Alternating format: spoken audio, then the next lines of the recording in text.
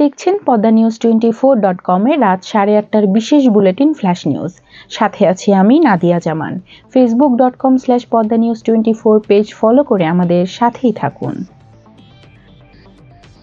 ভারতের সংবাদ মাধ্যম এপিবি আনন্দের একটি সংবাদ শিরোনাম সামাজিক যোগাযোগ মাধ্যমে শেয়ার দিয়ে হাস্যরসাত্মক মন্তব্য করেছেন সাবেক সেনা কর্মকর্তা মুস্তাফিজুর রহমান। শনিবার রাতে নিজের ভেরিফাইড ফেসবুক আইডিতে দেওয়া এক পোস্টে তিনি এ হাস্যরসাত্মক মন্তব্য করেন।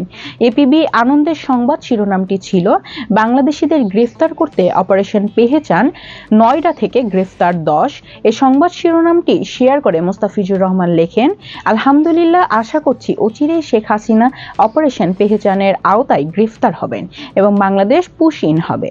তারপর একটি হাসির ইমোজি দিয়েছেন।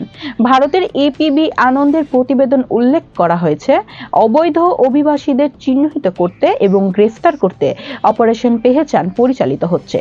এই অভিযানের অংশ হিসাবে নয়ডা থেকে 10 জন বাংলাদেশিকে গ্রেফতার করা হয়েছে।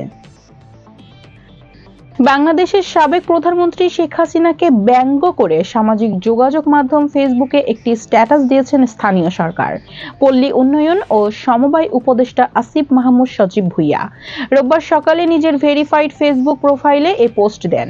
পোস্টে তিনি মার্কিন প্রেসিডেন্ট ডোনাল্ড ট্রাম্পের প্রসঙ্গ টেনে আনেন। এই পোস্টের কমেন্টে আসিফ মাহমুদ প্রধান উপদেষ্টা অধ্যাপক মাহমুদ ইউনূসের এক প্ল্যাটফর্মে দেওয়া একটি পোস্টের স্ক্রিনশটও দেন।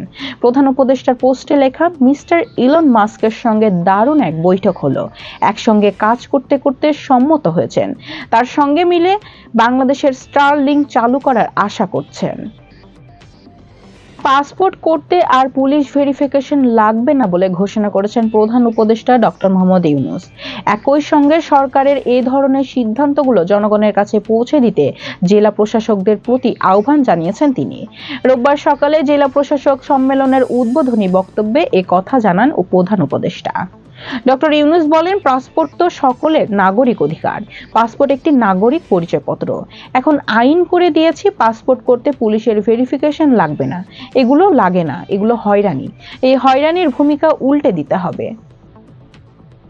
প্রধান উপদেষ্টা প্রেস সচিব শফিকুল আলম বলেছেন, নতুন বাংলাদেশের দায়িত্বশীল সাংবাদিকতা নিশ্চিত করতে চাই সরকার। এমন সাংবাদিকতা নিশ্চিত করতে হবে যেখানে সবাই সরকারের সমালোচনা করতে পারে। রোববার দুপুরে জাতীয় প্রেস ক্লাব আলোচনা সভায় তিনি এসব কথা বলেন। গণমাধ্যমকে গঠনমূলক সমালোচনা করার আহ্বান জানিয়ে প্রেস সচিব বলেন, গত 15 বছর সাধারণ মানুষকে কথা বলতে দেওয়া হয়নি। এরই মধ্যে গণমাধ্যমের স্বাধীনতা নিশ্চিত করার জন্য কমিশন গঠন করা হয়েছে। রাজনৈতিক দলের পাশাপাশি সাধারণ মানুষের মতামত গুরুত্বপূর্ণ বলে জানান শফিকুল আলম। প্রেস সচিব বলেন, দেশের সবাই যেন নিজের কথা বলতে পারে সে লক্ষ্যে কাজ করছে সরকার। আওয়ামী লীগ সরকারের সময় শাপলা চত্বরে 160 জনকে হত্যা করা হয়েছিল। মেজর লিগ ক্রিকেট থেকেও ভালো সংবাদ পেলেন না সাকিব আল হাসান।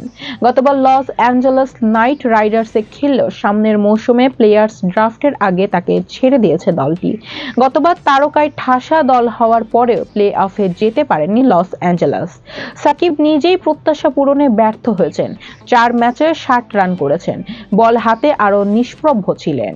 নিতে পেরেছেন মাত্র একটি উইকেট। সাকিব আল হাসানের এমনিতেও সময়টা ভালো যাচ্ছে না। ইংল্যান্ডে কাউন্টি খেলতে গিয়ে বোলিং অ্যাকশন ত্রুটি ধরা পড়ে তার।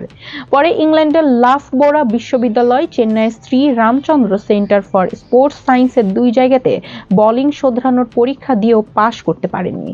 তাই আগামী 1 বছর প্রতিযোগিতামূলক ক্রিকেট বোলিং করতে পারবেন না, যে কারণে বাংলাদেশের চ্যাম্পিয়ন্স ট্রফির দলে জায়গা পাননি। গুরুত্বপূর্ণ সব সংবাদ জানতে পদ্মা নিউজ 24.com এর বিশেষ বুলেটিন ফ্ল্যাশ নিউজ দেখবেন প্রতিদিন রাত 8:30টায়। ফ্ল্যাশ নিউজ দেখতে ফেসবুকে আমাদের ফলো করুন facebook.com/poddanews24 আর ইউটিউবে সাবস্ক্রাইব করুন youtube.com/@poddanews24 চ্যানেলটি। নিয়মিত দেশ বিদেশের আপডেট সব সংবাদ জানতে ভিজিট করুন মাল্টিমিডিয়া নিউজ পোর্টাল poddanews24.com। পরবর্তী ফ্ল্যাশ নিউজ দেখার আমন্ত্রণ জানিয়ে বিদায় নিচ্ছি আমি নাদিয়া জামান। ভালো থাকুন, সুস্থ থাকুন।